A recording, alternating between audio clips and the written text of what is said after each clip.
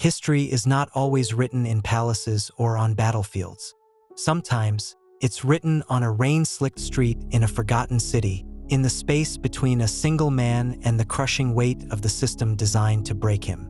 This was Keystone, Ohio, early 1970s. A city bleeding out, its factories silent, its people segregated by carefully constructed walls of poverty and mistrust. And on this street, under the accusatory glare of police lights, stood Jericho Stone. He was 22 years old. He owned nothing but the worn clothes on his back and an idea so dangerous, so radical, it had brought the full force of the city's establishment down on this one dark street. He wasn't a politician. He wasn't a gangster. He was a former steelworker. But in the eyes of the men facing him, he was the most dangerous man in Keystone. Why? Because he was a unifier. In a city that thrived on division, he had committed the ultimate sin. He was building bridges. Bridges between black families in the North End, laid-off white workers from the Appalachian Hollows, and Puerto Rican immigrants in the West Side barrios. He told them they were not each other's enemies. Their enemy was the despair being forced upon them. The man facing him was Police Chief Miller, the physical embodiment of the old guard's power. He saw a threat that had to be extinguished. He saw a spark that, if allowed to catch, would burn down the comfortable, corrupt world he was paid to protect. He stepped forward, his hand resting on his service weapon, his voice a low growl designed to intimidate, to provoke, to create the justification for the violence he craved to unleash. He believed this was the end of Jericho Stone. He was wrong. This was the beginning. I could feel their fear, not just from our people on the sidewalk, but from them, the ones in uniform. They weren't afraid of me, the man. They were terrified of what I represented, the end of their game. They built this city on a lie, that a black man's hunger is different from a white man's, that a Latino mother's prayer for her child sounds different from anyone else's. I looked past the badges and the guns, into the chief's eyes. He wanted me to break, to run, to give him a reason. But all I could think about were the kids who had a warm breakfast this morning because of us. Looking at him, I knew, they can't break an idea. And our idea was unbreakable. To understand the fire in Jericho Stone, you must first understand the cold. The relentless, soul-crushing cold of Keystone, Ohio. Just 5 years earlier, this city was a heartland powerhouse. Its lifeblood, the molten steel that poured from the Keystone Steel Works. It was hard work, dirty work, but it was honest work. It put food on the table for thousands of families, black, white, and brown. They didn't live together, not really. The city's invisible lines were as rigid as the steel they forged. The North End for the black families, the Hollows for the Appalachian whites, the West Side for the growing Puerto Rican community. They worked in the same mill, but went home to different worlds, nursing a quiet suspicion of one another, a suspicion carefully cultivated by those in power. Then, the cold came. The company, chasing cheaper labor and bigger profits, shut the mill down. Not slowly, but like a switch being flipped. The heart of Keystone stopped beating. The silence from the factory was deafening, a constant reminder of what was lost. And in that silence, the city began to rot from the inside out. Unemployment wasn't a statistic. It was the man on the corner who used to walk with purpose, now staring at nothing. It was the foreclosure sign that looked like a tombstone on a family's lawn. Poverty became the great, ugly equalizer, but instead of bringing people together, it drove them further apart. The city's leadership, led by the impeccably dressed and utterly corrupt Councilman Arthur Thorne, offered no solutions. Instead, he offered blame. On television, his smooth voice oozed with false sympathy as he hinted that the North End's crime was draining city resources, that the new arrivals in the West Side were taking jobs that weren't there, that the Hollow's stubborn pride was holding them back. He was an artist, and his canvas was their pain. His masterpiece was their division. This was the world Jericho Stone woke up to every day. He wasn't born a revolutionary. He was a son of the mill, just like his father before him. He'd planned to work his 20 years, raise a family, live a simple life. The shutdown stole that future. But unlike many who collapsed into despair, Jericho started walking. He walked the city from end to end. He saw the same hunger in the eyes of a black child that he saw in the eyes of a white child. He heard the same quiet desperation in the voice of a Puerto Rican mother that he heard from his own neighbors. He saw the scam for what it was. The enemy wasn't the family across the invisible line. The enemy was the line itself. His first attempts to fight were a bitter lesson in powerlessness. He went to the city employment office to ask about retraining programs. The clerk, a woman with weary eyes, handed him a form he knew was a dead end. He tried to organize a small group of former steelworkers to petition the company for their pensions. The company lawyers sent back a letter that was a masterclass in legal stonewalling. He was just one man, shouting into a hurricane. The system wasn't broken. It was designed to work this way. It was designed to grind people like him down, to make them turn on each other, to exhaust them into submission. In his small apartment, he'd watch his younger sister, Maya, studying at the kitchen table. She was smart, full of life, and she believed her brother could do anything. Her hope was a weight, a responsibility. How could he tell her that the world was rigged, that the game was fixed? The thought was a fire in his gut. If the system was the problem, then he would have to build something outside of it, something they couldn't control. I used to hear a symphony here. The roar of the furnaces, the crash of the hammers, the shouts of men. It was the sound of life. Now there's just the wind, whistling through broken glass. It sounds like a ghost. They tell us we're lazy, that we lost our way, but we didn't lose anything. It was stolen. Stolen by men in suits who've never known a day of real work. Men like Thorne on the TV, telling us to blame our neighbors for the emptiness in our own pockets. I walked out of that building and the marble floors felt like ice. They've built a fortress to keep us out, a fortress of paperwork and condescension. They talk about budgets, about procedures, about patience. But there is no budget for dignity. There is no procedure for hunger. And patience is a luxury for those who can afford to eat tomorrow. Our people can't. They're starving today. I looked at her and I saw all of them. All the kids in this dead city. They didn't ask for this. They didn't sign up to be casualties in some rich man's war. They deserve a future, a real one, not this slow decay. Everyone told me to keep my head down, to look out for myself. But how can you look out for yourself when you're part of a body that's dying? No, you don't save the finger when the whole body is sick. You heal the body, all of it, together. I didn't know how, but right then I knew I had to. It wasn't a choice anymore, it was a promise. An idea without action is a dream. And Jericho Stone knew that Keystone was drowning in broken dreams. To make his idea of unity real, he had to do the impossible. He had to venture into the heart of the very territories that had been taught to hate him. His first stop was the Hollows, and a man named Caleb Thorne. No relation to the councilman, but a man who held a different kind of power. Caleb was the respected, unofficial patriarch of the laid-off white workers. A man hardened by generations of hardship, proud and deeply suspicious of outsiders. Jericho found him in a smoky bar, a place where the air was thick with the smell of cheap beer and resentment. When Jericho, a young black man from the North End, walked in, the room fell silent. He walked to Caleb's table and laid his idea bare. Not with fancy words, but with the raw truth of their shared condition. First, Caleb and his men met him with scorn. They saw him through the lens of a lifetime of division. They saw the other, the one they'd been told to blame. But Jericho didn't flinch.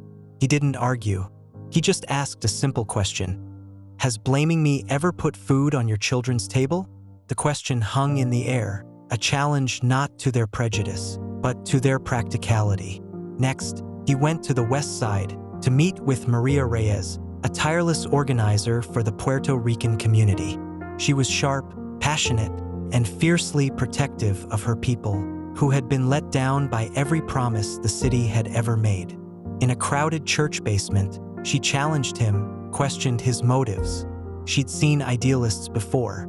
They came, they made speeches, and they left. Jericho listened. He didn't promise to be their savior. He promised to be their partner. He spoke of dignity, of pooling their resources, not for a handout, but a hand up. The turning point came not in a meeting hall, but on an old, rusted bridge that spanned the polluted river separating the neighborhoods. A place that was neither here nor there. Jericho, Caleb, and Maria, the unholy trinity, the establishment would later call them. They stood there, 3 leaders from 3 broken worlds, and they agreed to try one small thing, something for the children. They would call it the Unity Breakfast. The first morning was tense. Volunteers from all 3 communities gathered in a donated church hall, the air electric with awkwardness. A white man from the Hollows, who'd probably never spoken to a black person outside of the mill, was now standing next to a black mother from the North End, cracking eggs. Maria was directing traffic, her Spanish and English a fluid mix of commands and encouragement. Then the children arrived, dozens of them, and children have no time for the poisons of their parents. They just saw food and other kids. A black girl shared her juice with a white boy. A little Puerto Rican kid laughed at a joke told by an old Appalachian man serving him pancakes. And in that simple, beautiful chaos, the walls came down. The adults watched, and the tension in their shoulders eased. They began to talk, not about politics, but about their kids, their worries, the leaky roof, the cost of milk. They stopped being categories and started being people. I saw the hate in his eyes, but underneath it, I saw the same thing I saw in my own mirror every morning. Fear. Fear of not being able to provide. Fear of being forgotten. Hate is loud, but fear is the engine. I had to speak to the engine, not the noise. I wasn't there to ask him to like me. I was there to ask him to see that his fight was my fight. The chain that held him was linked to the one that held me. We could pull against each other forever, or we could pull in the same direction and break the whole damn thing. For the first time in a year, the sound of hope was louder than the sound of despair in Keystone. It wasn't the sound of speeches or protests. It was the clatter of forks on cheap plates, the sound of children laughing. I looked at Caleb, and he wasn't looking at me. He was watching his grandson sit next to a little girl from my neighborhood, and he was smiling. A real smile. In that moment, I knew. This was it. This was the weapon they had no defense for. Not a gun, not a fist, a pancake, a simple plate of food served with dignity. It was a revolution on a paper plate. In the calculus of power, hope is a liability. And the flicker of hope ignited by the Unity Breakfast was, to men like Councilman Thorne, an existential threat. A united, hopeful populace is a populace that asks questions, that demands more, that cannot be controlled by fear and blame. The response was swift and brutal. Thorne didn't see a community feeding children. He saw the foundations of a rival power base. He saw the end of his lucrative, corrupt reign. From his polished mahogany desk, he made the call. The message to his bulldog, Chief Miller, was simple: crush it. The offensive began subtly, a slow tightening of a noose. Police cruisers, once a rare sight, became a constant, menacing presence outside the church hall. They didn't need to do anything. Their presence was the message. Then came the direct harassment. Volunteers of color were routinely stopped, questioned, their names taken. It was textbook intimidation, designed to make participation too costly, too frightening. The strategy was surgical. They knew the fragile seams of the coalition, and they pressed on them with precision. In the hollows, city inspectors, who hadn't been seen in decades, suddenly descended, slapping homes with dozens of crippling, fictitious code violations. It was a clear message to Caleb Thorne's people. Stand with Jericho, and you will lose what little you have left. In the west side, Maria's office was vandalized overnight, the walls smeared with racist slurs targeting her heritage. The message was even cruder. You are not welcome here. Go back. The public front of the war was waged in the local newspaper and on television, both owned by allies of Councilman Thorne. The Unity Breakfast was no longer a charity. It was a recruitment drive for a radical political organization. Jericho Stone, the caring young man, was recast as a charismatic demagogue with a dangerous agenda. They twisted his words, used unflattering photos, and interviewed anonymous, concerned citizens who spoke of fear and unrest. They were trying to repoison the well, to re-erect the walls that the Unity Front had started to dismantle. The ugliest blow came on a Tuesday morning. In the middle of the breakfast service, Chief Miller himself, flanked by a dozen officers, burst into the hall. He didn't come with questions. He came with contempt, citing a non-existent anonymous tip about health code violations. He declared the site unsanitary. His officers, with cold indifference, began overturning tables. Milk cartons spilled across the floor, pancakes and eggs splattering on the ground. They treated the food like garbage, and by extension, the people it was meant for. The children cried, not understanding the politics, only the violence. The parents and volunteers watched, a fresh, hot rage mixing with a familiar, cold feeling of powerlessness. This was Thorne's masterpiece of psychological warfare. He wasn't just trying to stop them, he was trying to break their spirit. He wanted to prove to them that their unity was a fantasy, that in the face of real power, it would crumble. And for a moment, it almost worked. The night after the raid, the three leaders met in the trashed and empty hall. The smell of soured milk hung in the air like a funeral wreath. The optimism was gone, replaced by the bitter taste of defeat. The fear and pressure had cracked the foundation of their trust. The old divisions, the ones Thorne had so expertly exploited, began to resurface. The dream of unity felt like a foolish, naive joke. It was like watching a poison being injected into a vein. Slow, methodical. They weren't just arresting people. They were arresting an idea. Every time they stopped one of our brothers, every time they put their hands on a volunteer, they were sending a message to everyone watching. See, this is what happens when you step out of your box. This is what happens when you dare to stand together. They were trying to make us afraid of each other again. And the scariest part, it was starting to work. That sound, the crash of the table, the plates shattering, it was louder than a gunshot.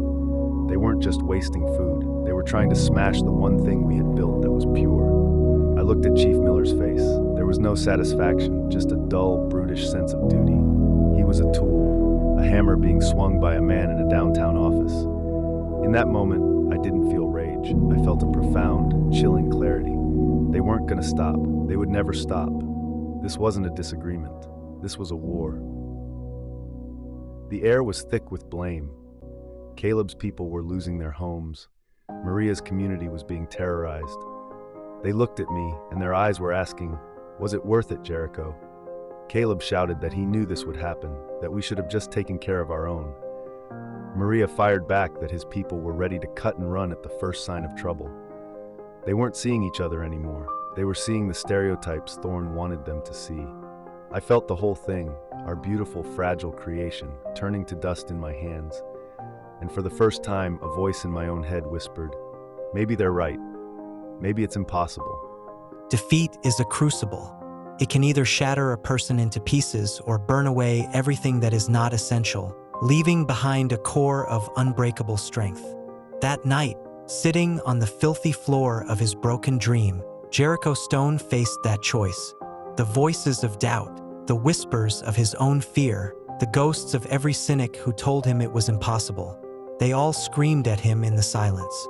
It would have been so easy to quit, to admit that the world was as rotten as it seemed, to retreat back into the safety of cynicism and save himself. But then he thought of the children's faces. He thought of the brief, beautiful moment when a white man and a black woman had shared a laugh over a stack of pancakes. It wasn't a fantasy. He had seen it. He had felt it. It was real.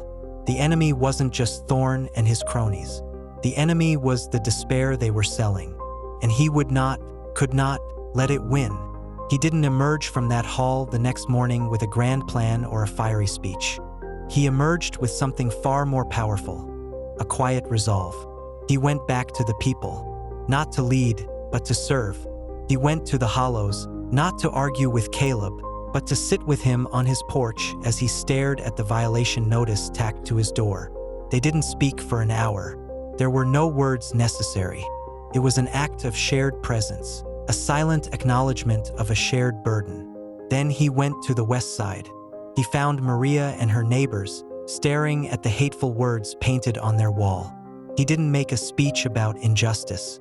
He picked up a bucket and a brush and began to scrub. Soon, others joined him. Wordlessly, they worked together, washing away the poison. He wasn't their leader in those moments. He was just another pair of hands, another shoulder to the wheel. His actions spoke louder than any words ever could. He showed them that unity wasn't a tactic for when things were easy. It was a lifeline for when things were impossible. The community, seeing his unwavering commitment, began to stir. The fear was still there, but something else was growing alongside it. A stubborn, defiant pride. They called a meeting, not in a building they could be kicked out of, but under the open sky in a public park. Hundreds came. They stood on the grass, a patchwork quilt of humanity. Jericho stood on a picnic table, and when he spoke, the anger in his voice was tempered with a new wisdom. He told them the truth. He told them it would get harder. He told them the system was designed for them to fail. And then he looked out at all of them, and he said, "They want us to believe we are alone in our pain. Look around you. You are not alone." It was a moment of collective transformation. They weren't victims anymore.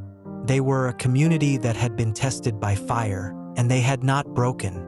I was looking for a sign, for a voice to tell me what to do, but there was nothing, just silence and the stench of failure. I closed my eyes and I saw my father's hands, calloused and strong from the mill. He never talked about hope. He just got up every day and did the work. He faced the heat, he provided, he endured. And I realized my fight wasn't any different. Hope isn't a feeling you wait for. It's a muscle you build. It's the work you do when you don't feel like it. It's the choice you make after you've been knocked down, not to fight back, but to get back up. Standing there, looking at all of them, I saw the truth. My power wasn't in my voice. It was in them. It was in their faces. I wasn't there to give them hope. I was there to remind them that they are hope, each one of them. Their courage to show up, to stand next to someone who looks different, to share the same small patch of grass. That was the whole revolution right there. I didn't have to be the fire. I just had to be the spark that reminded the embers they could glow again, together. The final battlefield was not a street. It was a room, the Keystone City Council chamber, a place of power, built with wood polished by decades of backroom deals and quiet betrayals. Councilman Thorne had orchestrated his final move. He called it the Community Health and Safety Act, a title dripping with cynical hypocrisy. It was a legal dagger aimed at the heart of the Unity Front, a bill that would outlaw any food or health program not officially sanctioned and controlled by the city. It was the perfect trap. If they defied it, they would be criminals. If they obeyed it, they would cease to exist. On the day of the vote, Thorne expected an empty chamber, or perhaps a few loud, easily dismissed protesters. He was wrong. The Unity Front came. They came not with signs and chants, but with a heavy, dignified silence. Hundreds of them. They filled every seat, lined every wall. The mill workers, the mothers, the old, the young, black, white, Puerto Rican. A living, breathing testament to the lie of Thorne's divided city. They simply sat, their eyes fixed on the council, their presence a silent, collective power that was more intimidating than any riot. Councilman Thorne, faltering for only a moment, launched into his speech, a symphony of doublespeak about regulations and public safety. He was a performer, but his audience was no longer listening. He was playing to an empty house. When he finished, a hand went up. Jericho Stone. He walked to the public microphone, the squeak of his work boots echoing in the tense silence. He did not yell. He did not accuse. He simply told a story. He told the story of a city that had its heart torn out. He spoke of the children who went to school hungry and the old men who felt like ghosts in the town they had built. He didn't speak of ideologies. He spoke of empty stomachs and quiet despair. He spoke of the simple, human decency of a pancake. He wasn't asking for a revolution. He was asking for the council to see the humanity they had tried so hard to ignore. As he finished, he looked directly at the council members, not Thorn, but the others, the ones in the middle. "Look at us," he said, his voice calm but resonant. "We are not your enemies. We are your city. It is time you started serving it." My heart was pounding, not from fear, but from the weight of every single person behind me. Their trust was a fire in my chest. I looked at Thorn, and he was nothing. A hollow man in an expensive suit. His power was built on our silence, on our division. But we weren't silent anymore, and we weren't divided. I wasn't speaking to him. I was speaking to the others, the ones who looked away, the ones who shifted in their seats. I needed them to see what I saw. Not a black man, a white man, a Latino woman, but a neighbor, a parent, a human being. I had to make them choose, right there, in front of everyone. Would they serve the power of one man's greed or the soul of an entire city? It wasn't a roar of victory. It was a quiet breath, the sound of a heavy weight being lifted. One by one, the no's came. Not with conviction, maybe, some with shame, some with political calculation, but they came. I looked back at our people. No one was cheering. We didn't need to. We had won, not by being the loudest, but by being the most united. We just stood up, and together, we turned our backs on him and walked out, back into the city we were ready to rebuild. The fall of one corrupt man is not the end of the story. It is the beginning. Jericho Stone and the Unity Front didn't just defeat an ordinance. They changed the soul of their city. The victory in the council chamber wasn't a finish line. It was the cracking of a dam, allowing the pent-up power of the community to finally flow free. The Unity Breakfast, once raided and reviled, became the model for a citywide program. The makeshift clinic, once a target, received funding and became a cornerstone of community health. The lines that had divided Keystone for a century began to blur. Not overnight, not perfectly, but they began to fade, replaced by block parties, shared gardens, and the simple, revolutionary act of neighbors talking to one another. And what of Jericho Stone? He was not crowned a king. He did not run for mayor. That was never his goal. Power, for him, was never about a title or an office. It was about the ability to create change from the ground up. His legacy is not a statue in the town square. It is in the laughter of children who no longer go to school hungry. It is in the quiet respect between an old white man and a young black man working side by side. It is in the generation of Keystone youth who grew up seeing unity not as a radical idea, but as the normal, common-sense way of life. The story of Jericho Stone is a testament to a profound truth. The most powerful force for change is not born in the halls of power, but in the hearts of ordinary people who dare to believe that their shared humanity is more powerful than any force that tries to tear them apart. He didn't save Keystone.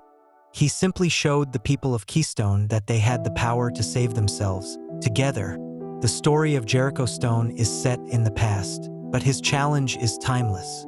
It lives right now, in your city, in your neighborhood, on your street. Look around you. The same forces that tried to break Keystone are at work today. They thrive on our division. They profit from our suspicion. They use headlines and sound bites to build walls between us, to convince us that we are each other's enemies. You don't need to be a hero. You don't need to lead a movement. The fight for unity starts smaller. It starts with a conversation. It starts by listening to a neighbor whose life is different from yours. It starts by challenging a prejudice, both in others and in yourself. It starts by volunteering at a local food bank, by showing up for a community meeting, by refusing to believe the lie that we are better off alone.